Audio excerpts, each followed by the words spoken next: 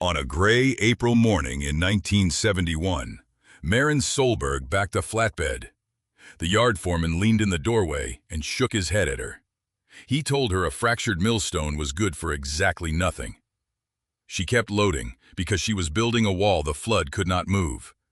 The dump run was the part that made the difference, and Kessler knew it before Maren did. Carting 3 tons of fractured burr and quartzite out to the county fill cost the monument and millstone works money. Real money, a truck and a driver and a tipping fee. And here was a wiry young woman in a faded olive canvas jacket doing it for them, one broken wheel at a time, asking nothing but the privilege of hauling their trouble away. So he leaned in the doorway and shook his head and let her, because a man who has spent his life adding columns knows the difference between charity and a subtraction that works in your favor. She worked without hurry. That was the thing Owen Kessler would remember about her later. When the whole county was talking, she did not throw the stones. She lifted each cracked wheel to the tailgate, turned it, read the fracture with her thumb the way another person might read a page, and set it down so the split faces would nest against the next one. 700 of them. Not all in one load, of course. She would come back through the whole spring, load after load, until the yard behind the works was clean, and the flatbed had made that trip more times than either of them bothered to count. But the first load was the one that told Kessler what kind of person he was dealing with. Because nobody stacks scrap that carefully. You stack scrap fast. You handle material slow. He said one more time for the record that a fractured millstone was good for exactly nothing. A grinding wheel that cracks under its own running weight is a wheel you retire, and a wheel you retire is a headache until it is somebody else's. She said without looking up that she would take all of them he had and any he broke from here on. Kessler laughed once, short, and went back inside to his paperwork, and by the time he thought to wonder what a farm girl wanted with 3 tons of dead granite, the flatbed was already grinding out of the lot with its first load riding low on the springs. 4 years before that morning, nobody in Coffee County would have picked Maren Solberg out of a church pew as the person who would one day be studied by state engineers. 4 years before, she was the quiet one at the back of the Burlington Library reading room, the girl who requested pamphlets through interlibrary loan and copied them out longhand into a cheap notebook because she could not afford to keep them. She read about grinding and abrasives first, because that was what her father's world was made of. Stones and grain and the wearing of one against the other. But the reading pulled her sideways, the way real reading does, into fracture and grain structure and the strange, stubborn honesty of quarried stone. She learned what a dressed face was. She learned why a milling wheel is cut with furrows and lands, and why the quarried grit inside it resists wear in a way poured concrete never will. She learned all of it in silence, and told no one because there was no one in her life who would have known what she was talking about. So when she stood on that loading dock at 24 years old, she was not guessing. She had been preparing for something she could not yet name for the better part of 4 years. And the only person who suspected it was her father. And even he did not know how far it had gone. Maren Solberg was 24 that April. She farmed with her father on the Solberg place out on Cedar Slough Creek in the eastern part of Coffee County, Kansas, a spread of dryland ground that had been in the family since her grandfather broke it. It was not a rich farm. It had never been a rich farm. 260 acres of it were workable, and the rest was creek bottom and timber and the long slough that gave the water somewhere to go when it rained. And every year, without fail, when it rained, the water took a little more of the bottom ground with it. That was the arithmetic of the place. Every spring the creek rose, and every spring the fieldstone bank they had piled along the worst bends slumped and washed and rearranged itself downstream. And every summer her father hauled more fieldstone up from the pasture and started the pile again. And every winter he was a little older, and the pile was a little further from finished. Fieldstone was free. That was the trap of it. Fieldstone was free, and it was heavy, and it was there, scattered across the pasture where the glacier had left it. And so, for 3 generations, the Solbergs had fought their flood problem with the cheapest, worst tool available, and lost a little every year, and called it the cost of farming a creek. Round fieldstone does not lock. It sits. It waits for water to find the gap under it, and water always finds the gap, and then the stone rolls and the bank is gone and the corn behind it is a channel. Maren had watched this her whole life. She had helped rebuild that bank more springs than she could remember, carrying rounded rocks that had no faces, no flats, no grip, and setting them where they would sit until the next high water pushed them out again. And somewhere in those 4 years of reading, in the abrasive pamphlets and the Quarry handbooks, a different picture had assembled itself in her head, quietly, without her deciding to build it. A grinding wheel is not a round rock. A grinding wheel is stone that has been cut. It has a flat, dressed face, milled true, and that face, laid against another face, does not sit. It keys, it locks. Stack enough of them flat, each course overlapping the joints of the one below the way a bricklayer overlaps mortar joints, and the whole mass behaves less like a pile and more like a single body. And a single body is very hard for water to move. That was why she wanted broken grindstones and not fieldstone. Not because they were free, though they were, freer even than the fieldstone since somebody was paying to be rid of them. She wanted them because they were already worked. Somebody had already cut the faces true. The quarry had already done the hard, expensive, skilled part, and then a crack had made the wheel useless for grinding and useful for nothing anyone could see. And so 3 tons of finished, dressed, milled granite was sitting behind the monument and millstone works waiting for a dump run. And Maren Solberg had walked up and offered to make the dump run for free. She drove the first load home slow, the flatbed heavy and honest under her, along the gravel road that ran beside Cedar Slough Creek. The water was up a little from the week's rain, brown and quick between the willows, sliding past the raw, slumped bank where last year's fieldstone had already gone soft and wrong. She slowed the truck where the road came closest to the bend, and she looked at that bank for a long time, the engine idling, one wrist over the wheel. That was where it would go, right there, at the worst bend, where the family had lost ground every spring since before she was born. She had 700 stones coming, and a picture in her head and a notebook full of courses drawn in carpenter's pencil, and she had not yet said a single word of any of it to her father. She let the clutch out and drove the rest of the way home. She unloaded the first stones at the bank that same afternoon, and Halvard Solberg watched her from the yard with his hands in his jacket pockets and said nothing at all. You have to understand, Halvard, to understand what that silence was worth, because it would be easy to mistake it for disapproval, and it was not disapproval. Halvard Solberg was a man in his mid-50s who had kept a dry land farm alive through droughts that had emptied the places on either side of him, and he had done it by being slow. Not stupid slow. Careful slow. He was the most methodical man in that township. He did not plant on a hunch, he did not buy on a Saturday, and he had never once in his life signed a paper the same day it was put in front of him.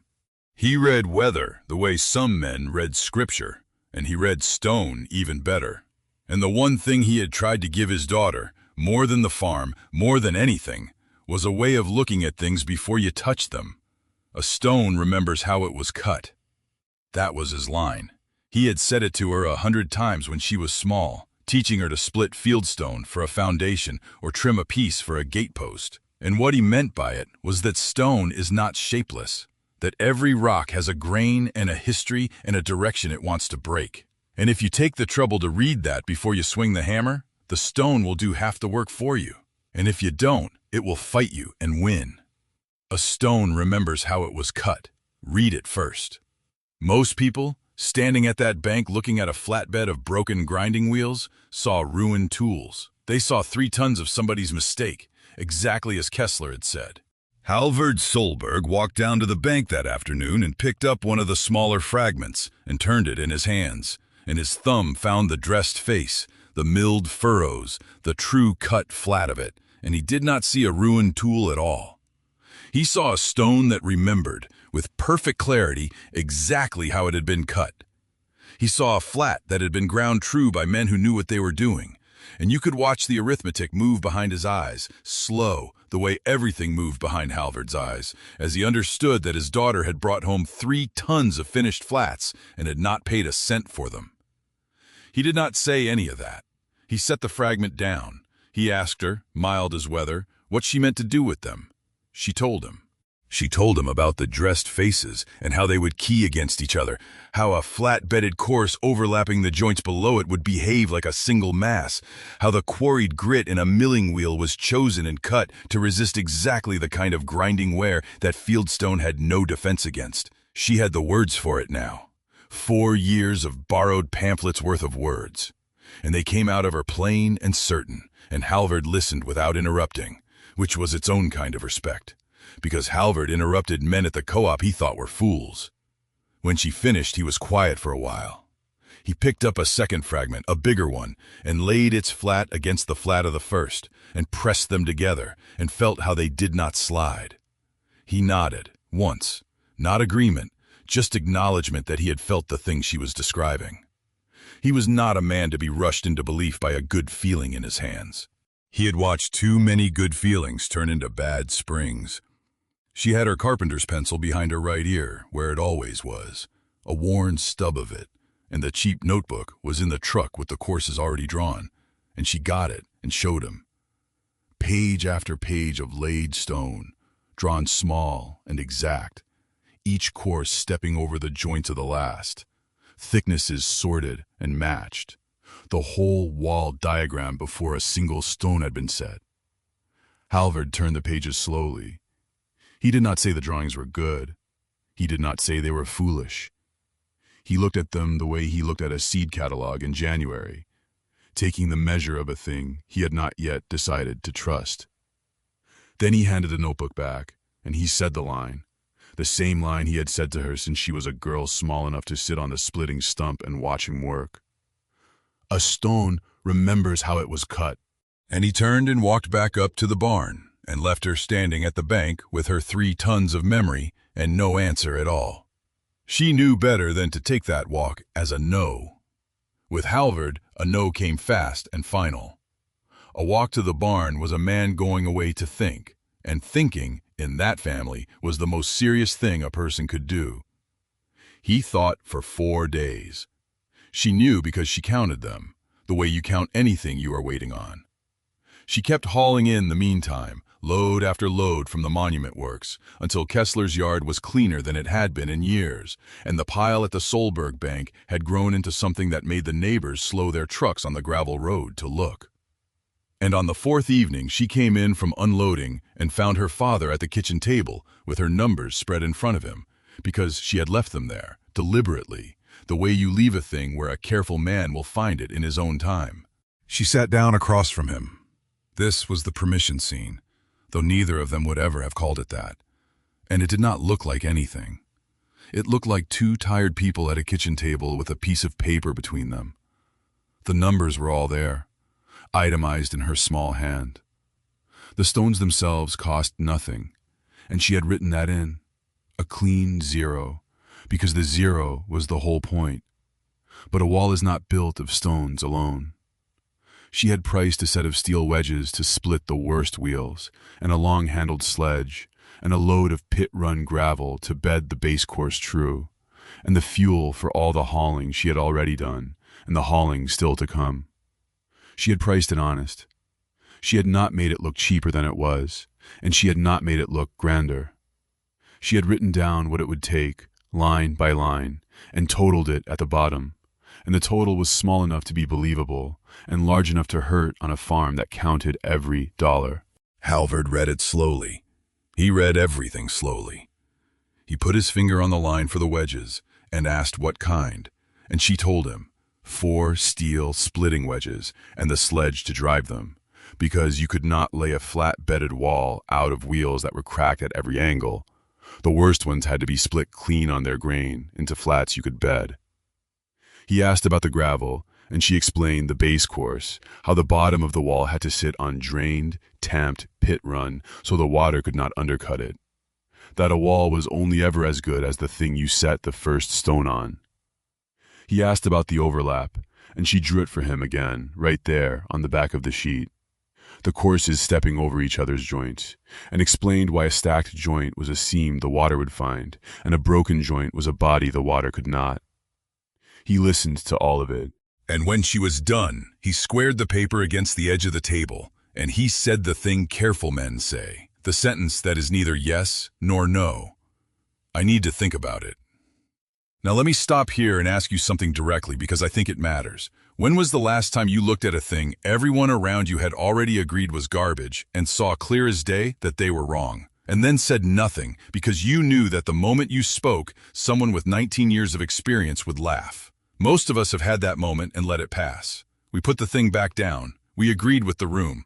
Maren Solberg was 24 years old and she did not put the thing back down. And that is the entire story, really. The rest is just stones. Now let me get back to the kitchen. He thought about it for 3 more days. 10 days, all told, from the first load to the answer. And in a family that measured seriousness by patience, that was Halvard taking his daughter completely seriously. On the 3rd evening, he came out to the bank where she was sorting stones by the last of the light, and he stood beside her for a while, and then he said it. One short sentence, no ceremony at all. He said, "Build it below the culvert first, and if it holds a season, you can have the good bend." That was the permission. It came with a condition, which was that she prove it on the worst, least valuable stretch of bank before she touched the bottom ground that actually mattered. And it came with a warning, which was the thing he said after, quieter, not looking at her. He said, "If it goes in the spring, you rebuilt it before planting, alone, and you don't ask me for a man." She said she wouldn't. He nodded and went in for supper, and that was the whole of it, the entire granting of a thing that would outlast both of them. She still needed supplies she could not make, and that meant the co-op, and the co-op meant Dale Prentice. Dale Prentice had stood behind the parts and supply counter at the Coffee County Co-op for 19 years, and there was not much that came through the door he had not already seen twice. He knew what every farmer in the township planted and what every one of them owed. And he knew the difference between a man who needed a thing and a man who wanted a thing. And he took a quiet professional pride in never being fooled by either. He was not a cruel man. This is important, and it is the part people always get wrong when they tell the story now. Dale Prentice was decent. He carried old men's accounts through bad years and never said a word about it. And he had talked more than one young farmer out of a purchase that would have sunk him. His judgment was the accumulated weight of 19 years of watching people succeed and fail across a wooden counter, and it was usually right. And that was exactly the problem. Maren came in on a Saturday with her list.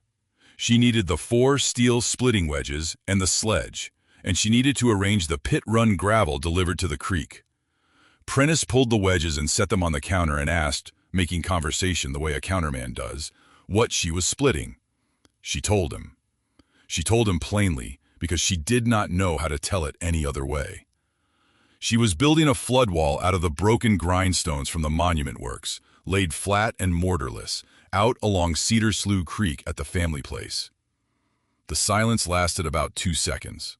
Then he started laughing. It was not a mean laugh. I want to be fair to Dale Prentice, the way the story has not always been fair to him. It was a big, surprised, helpless laugh. The laugh of a man who has heard 19 years of ordinary requests and has just been handed something so far outside the ordinary that his whole body reacts before his manners can catch up. He laughed the way you laugh when a child says something unintentionally profound, with delight and disbelief mixed together, and he had to put his hand flat on the counter and get his breath. A wall of busted millstones, laid dry, no mortar, along a creek that flooded every spring. He said, and he was not trying to wound her, he said it almost kindly, that she was going to spend a summer stacking rock so the creek could knock it flat in one night, and that she would have been better off just letting the bank wash like her daddy always had. At least that was free. He knew that creek. That was the thing. He had watched that creek take out better work than a dry pile of cracked wheels for 19 years. He had seen poured concrete headwalls crack and heave. He had seen a man from up near Lebo spend real money on riprap and lose half of it in a single April. His laugh was not ignorance. His laugh was experience.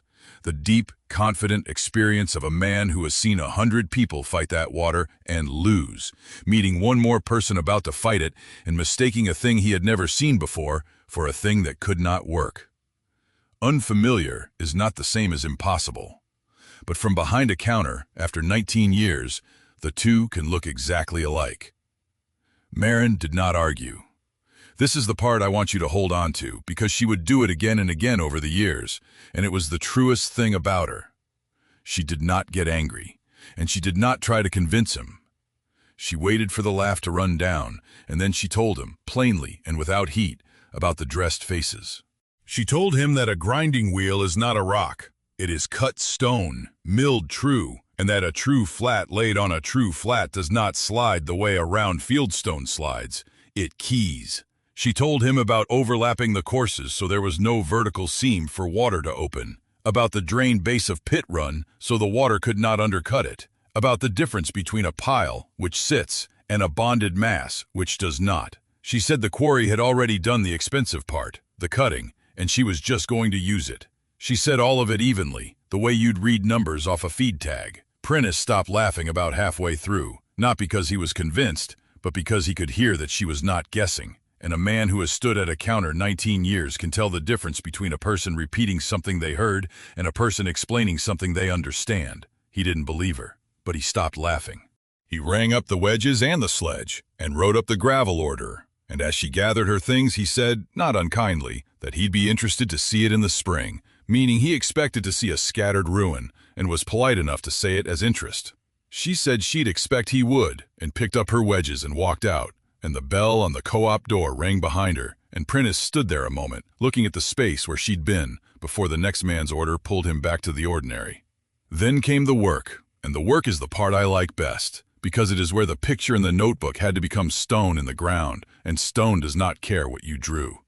She started by sorting. All 700 stones spread across the yard in the near pasture, and she went through every one of them with her thumb and her eye, reading the grain the way her father had taught her, and she sorted them by thickness into long ranks.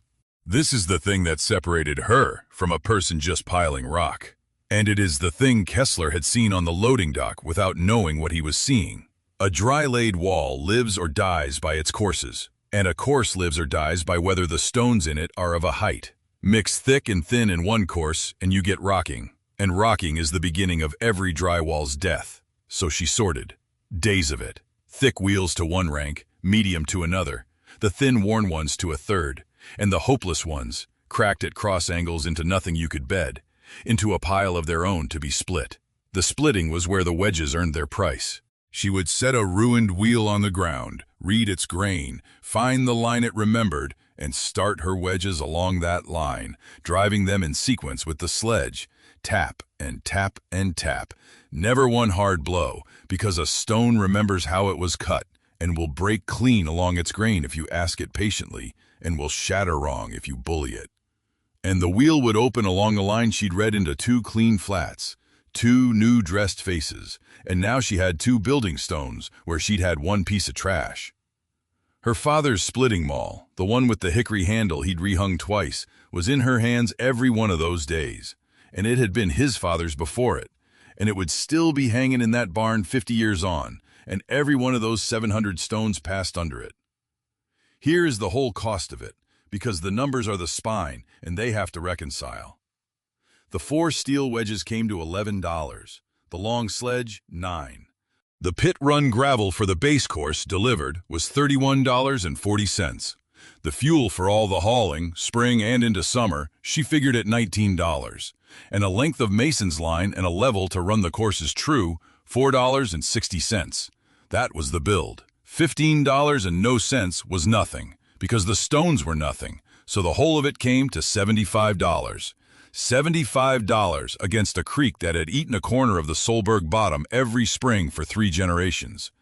She wrote the total at the bottom of the page and underlined it twice with the carpenter's pencil, and beside it she wrote what a poured concrete headwall of the same length would have run, which was better than $2,000 they did not have. Then she went back to laying stone. The base course was the slow, invisible, essential part, the part Prentice would never see and never credit.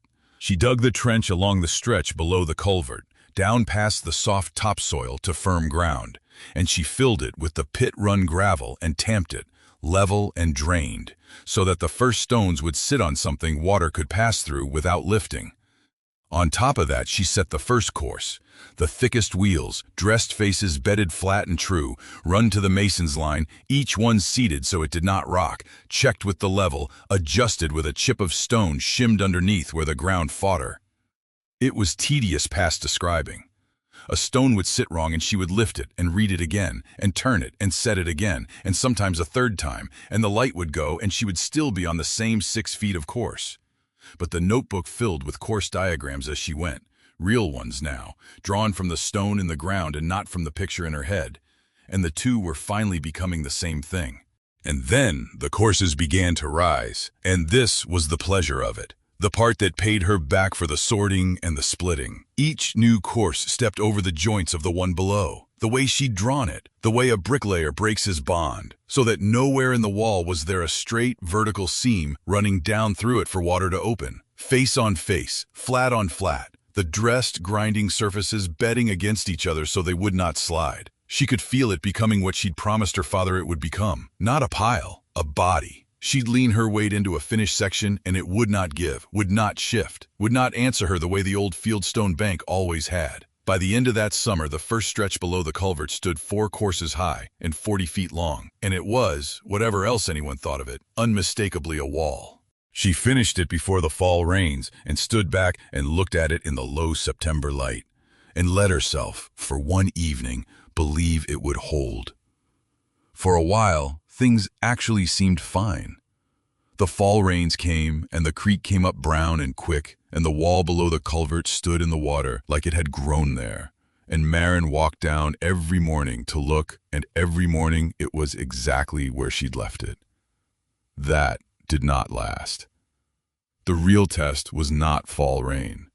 The real test was the spring flood, the snowmelt, and the April storms together, the high, fast water that had taken a corner of the Solberg bottom every year of Maren's life. And it came that next April, in the night, the way it always came. She heard it before she saw it, the changed sound of the creek, the low freight train note water makes when there is a great deal of it moving fast. And she was out of bed and into her boots and down the lane with a flashlight before the sky was gray. The wall below the culvert was standing. Most of it. Her light found it through the rain, and her heart climbed up because 40 feet of it stood exactly as she'd built it, the water sliding past the dressed faces without finding a hold. And then her light reached the downstream end, and her heart went back down, because the last 8 feet had slumped. Not washed away. Slumped. The courses there settled and bulged outward and dropped. A whole corner of the wall sagged into the current, and even in the dark and the rain, she could see the water working at the wound she had left it. She stood in the flood in the gray light for a long time, and I will not pretend she was calm, because she was not. This was her one night of it, the night the story could have ended, and it belongs in the telling.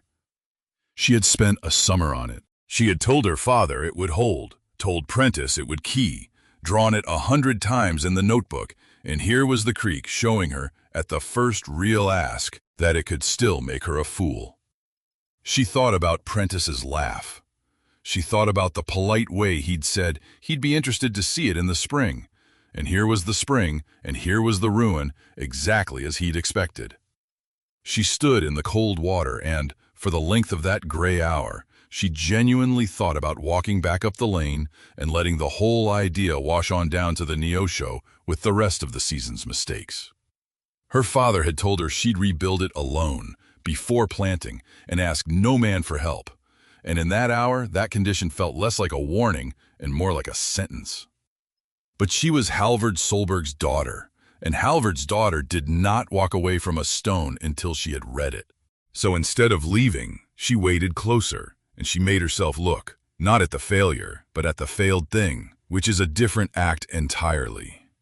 She got down where she could see the slumped courses in the flashlight, and she read them the way her father had taught her to read a break, asking not whether it had failed, but why, along what line, in what direction, remembering what. And the water told her. It always tells you, if you make yourself look instead of grieve. The slumped section was at the downstream end, where she had run out of the thickest sorted stones, and, tired, near the end of the summer, had bedded that last stretch with a mix of medium and thin wheels she had not sorted as carefully. Worse than that, in her hurry to close the end before the rains, she had let 2 courses fall into a stacked joint, a place where the vertical seams of 2 courses nearly lined up, the exact fault she had spent all summer breaking everywhere else. The water had found the stacked seam. It had found the poorly matched thicknesses that let the course rock. It had gotten under the corner where her base course petered out thin, and it had done precisely what she had told everyone water does to a pile that is not truly a body. The failure was not a failure of the idea. The failure was the 8 feet where she had stopped obeying the idea. That understanding arrived with the dawn, and it changed the whole night. Because a wall that failed everywhere would have meant she was wrong. A wall that failed only in the 8 feet where she had cut corners meant she was right, and had simply proven it against herself. The 40 feet she had built true had held through the worst water of the year without moving a stone. The 8 feet she had rushed had slumped. The creek had run the experiment for her and published the result at her feet, and the result was that the method worked and the shortcut did not. She stood over the slumped corner as the sky went from gray to a thin, wet gold, soaked through, shaking a little with cold and with the other thing. And she understood exactly why it had failed, and she was not thinking about quitting anymore. She was thinking about how to rebuild it so it could not happen again. She rebuilt it in the first dry week, alone, before planting, exactly as her father had said she would. And she rebuilt it right.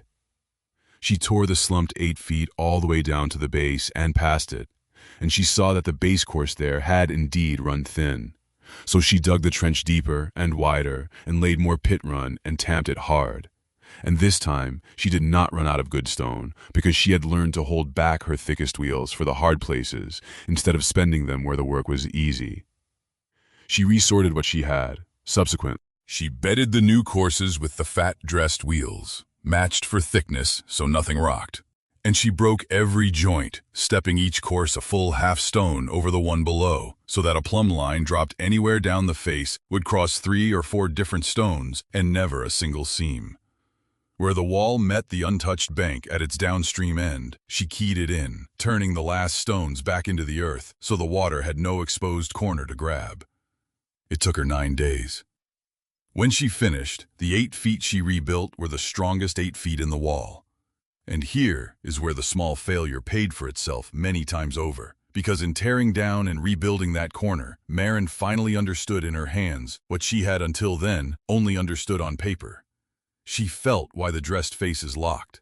She felt how a course of matched, flat-bedded milling stone, its joints broken, its base drained, stopped being a collection of stones and became a single, low ridge of man-made rock, that the creek could no more move than it could move the culvert.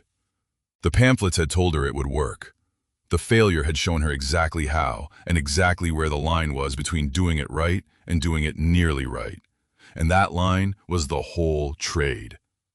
The second flood came the following April, and it was a bigger one. A genuine bankful spring flood that put the county road under at the low crossing and drowned the neighbor's soybean ground below the Solberg place. Maren was at the wall before light again, and this time there was no slumped corner, no wound for the water to work. The whole run of it, the rebuilt 8 feet and the original 40, stood in the brown water like a natural sill, and the flood, denied a hold, did the thing water does when it cannot move an obstacle. It went around and over, and it scoured hard, and that scouring was the proof, because it did not scour the wall. When the water dropped, she measured. She had driven a row of stakes behind the wall the summer before, into the bank the wall was meant to protect, precisely so she could measure whether it was working, and now she read them. Behind the old fieldstone stretch her father still maintained downstream, the bank had lost 14 inches of ground to that flood.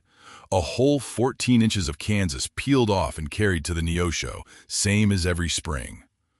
Behind her grindstone wall, in the ground it sheltered, the stakes showed 0. Not an inch, not a half inch. The wall had not moved and the ground behind it had not moved, and 14 inches of difference stood between her method and her father's in a single spring's reading.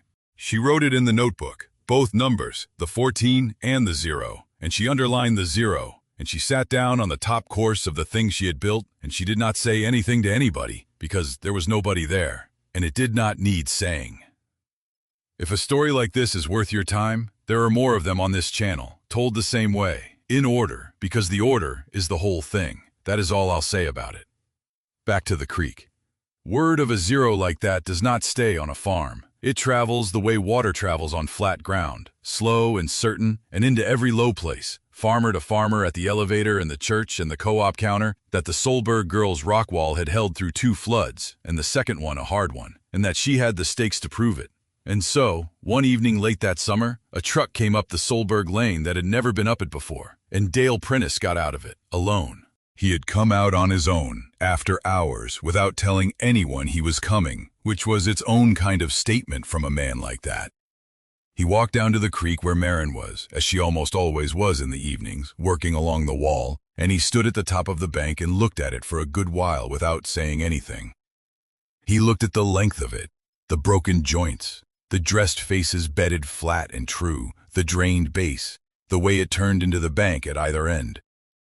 He was a man who had spent 19 years judging work across a counter, and he knew good work when he was made to look at it. And he made himself look at it a long time. Then he came down and he said 3 words. He said, "I was wrong." That was all. He did not decorate it. He did not explain that anybody would have thought the same, though anybody would have. He did not remind her that he'd been polite about it, though he had. He stood there at the wall he had laughed at 2 springs before, and he said the 3 hardest words a man with 19 years of confident judgment can say, and you could see that it cost him. See it in the way he looked at the stone instead of at her while he said it, and that cost was exactly what made the 3 words worth anything at all. And then, because he was a decent man and decency wants to do something, not just say something, he asked her whether the monument works had any of the broken wheels left, because he'd heard she was thinking about running the wall further up past the good bend, and he had a flatbed and a free Saturday, and no particular use for either. Maren said Kessler had a fresh pile of them, and that she'd be glad of the help. So Dale Prentice, who had laughed until he had to put his hand on the counter, spent the next Saturday hauling broken grindstones out to Cedar Slough Creek for free, 1 wheel at a time, and after that he told the story himself, at his own counter, to every man who'd stand still for it, and he told it straight, including the part where he'd laughed, because a man who says I was wrong out loud has already done the hard part, and the rest comes easy. Halvard came down to the wall that same fall, when the extension of it up past the good bend was rising, and he stood beside his daughter the way he had that first afternoon, hands in his jacket pockets, and looked at what she had made. He read a section of it with his thumb, the dressed faces, the broken joints, the true courses, and after a while he said his own version of the thing Prentice had said, though he said it in his own language, which never used the word wrong, because he had never been wrong exactly, only patient. He said, "That'll be there when I'm not," which, from Halvard Solberg, was the highest thing a piece of work could be told, that it would outlast the man looking at it. And he said it quietly, at the wall, with no one else to hear. And then he asked her a practical question about the base course, and they talked about drainage until the light went. Father and daughter, 2 careful people at a thing that held. The years after ran the way years run on a farm that has found one true thing, steadily, in exact figures. The wall grew. The next summer she ran it up past the good bend, another 110 feet, and the summer after that around the lower slough where the water backed up in a big spring. By the time she had used the last of Kessler's 700 wheels and gone back for the next generation of broken ones the monument works turned out, the wall ran the better part of a 1/4 mile along the worst water of the Solberg place, and behind all of it, the stakes read the same thing every spring, which was nothing, while the unwalled ground up and down the valley gave up its inches the way it always had. And then came the hard year, the one that tells you what a thing is really worth, and for the Solbergs, it was not a flood at all. It was the grain markets. You know what happened to farm ground in this country when the prices broke and the interest ran up past anything a working farm could carry?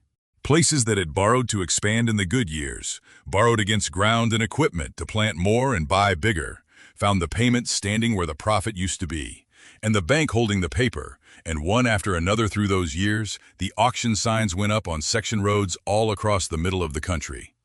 2 farms within 4 miles of the Solberg place went under in a single 18-month stretch. Good farmers both, undone not by bad work, but by good debt gone wrong at the wrong time. The Solbergs survived that year, and they survived it in part for a reason that sounds too simple to matter until you have watched the alternative. They survived because Marin's wall was not a debt. She had not borrowed to build it. She had built it out of $75 and a summer's labor and 3 tons of stone somebody had been paying to throw away. And so, when the hard year came, the wall was not a payment standing in the prophet's place. It was just there, holding the bottom ground it had always held, keeping the corn where the corn was planted, costing nothing, owed to no one. The neighbors who had built their improvements out of borrowed money watched those improvements become the thing that sank them. The Solberg's single greatest improvement could not sink them because it had never been exposed to the risk that broke everyone else. A thing you have paid for is the only thing that cannot be taken away. And Marin had paid for her wall in the one currency the bank could not repossess, which was work. Then the 100-year flood came, and everything the wall had ever been asked before was only rehearsal for it. It came late, an enormous, slow system that sat over eastern Kansas for 3 days and would not move. And the creeks that fed the Neosho all filled at once, and Cedar Slough came up higher than the oldest man in the township had ever seen it. It came up over the county road and over the low crossing and up into ground that had not been underwater in living memory. It drowned corn a mile back from the channel. It moved a neighbor's grain bin off its pad and left it a quarter-mile downstream leaning in a fence row. It was the flood the county would name and study and mark on its maps for the rest of the century. The flood everything else would afterward be measured against. Marin was 50 by then, or near it, and she did not go down to the wall in the dark of it, because there was nothing to be done, and Halvard's daughter did not stand in a 100-year flood to watch. She waited. She waited the way her father had taught her to wait, for the water to make its statement and drop and let her read it. And when it dropped, days later, and the sun came out on a valley scrubbed raw and rearranged, she walked down the lane to Cedar Slough Creek, and she read what the biggest water any of them would ever see had written on her wall. It stood. All of it. The quarter-mile of it. The first 40 feet below the culvert she'd laid at 24, and the rebuilt 8 feet where she'd learned the whole trade in 9 days, and the long extensions past the Good Bend and around the slough. It stood. The flood had thrown everything it had at a wall built from broken things, and the dressed faces had locked, and the broken joints had held, and the drained base had shed the undercutting water, and the mass she had made out of 700 discarded milling stones had behaved, under the worst water in 100 years, exactly as a body behaves, and not at all as a pile behaves. Behind it, the bottom ground was scoured at the edges and buried in silt in places, but it was there, all of it, still Solberg ground, while up and down the valley the unwalled banks had given up not inches now, but yards, whole corners of farms gone to the river in a single week. The county came out to look, because a county that has just been rearranged by a flood goes looking for the few things that held, to learn from them. The engineers who came to study the crossing and the road heard about the quarter-mile of dry-laid grindstone that had not moved, and they drove out the Solberg Lane in a state truck, and they walked the length of the wall with their instruments, and they measured the locked courses and photographed the broken joints, and asked Marin how she had known to break the bond, and drain the base, and turn the ends into the bank. She told them the same way she had told her father, and told Prentice, plainly, out of 4 years of borrowed pamphlets and a lifetime of reading stone, and they wrote it down, and one of them said that the county paid engineering firms good money to design floodworks that did not perform as well as a wall a farmer had built for $75 out of scrap. Marin said the stones had done the expensive part themselves, back at the quarry, when they were cut. She did not think it was a remarkable thing to say, it was just true. And the wall is still there. That is the part I want to leave you with, because it is the part that outlasted everyone in the story. Halvard is gone now, years gone, but his splitting maul still hangs in that barn, and it is still used. Dale Prentice is gone too, and told the story straight to the end, laugh and all. Kessler's monument works closed, and the building is something else now. But the quarter-mile of dry-laid grindstone along Cedar Slough Creek stands exactly where Marin Solberg laid it, Course on course, face on face, broken joint over broken joint, holding the same bottom ground it has held through 4 floods and 1 flood the county still studies. And it will very likely be standing when everyone who reads this is gone, because a thing built out of what could not be taken away cannot easily be taken away. Marin is old now, and one evening not long ago, a truck came up the Solberg Lane the way Prentice's truck once did, and her niece got out of it, a young woman with a laptop bag over her shoulder and a cheap notebook in her hand. The same kind of cheap notebook, though she did not know that yet. She had been studying the wall, she said. She had an idea. The scoured silt the floods dropped behind the wall, year after year, all that fine river soil the creek had stolen from upstream and the wall had caught and held. It had built up into the richest strip of ground on the whole place, and nobody was doing anything with it. And she thought there was something to be made of that. A way of reading the wall not as a thing that stopped water, but as a thing that farmed it. She had it half drawn already, she said, and opened the notebook to show a diagram, small and exact, of a thing that did not exist yet. Marin Solberg, who had once laid numbers on a kitchen table and waited 10 days for a careful man to say one short sentence, looked at her niece's notebook for about 2 seconds. Then she said yes.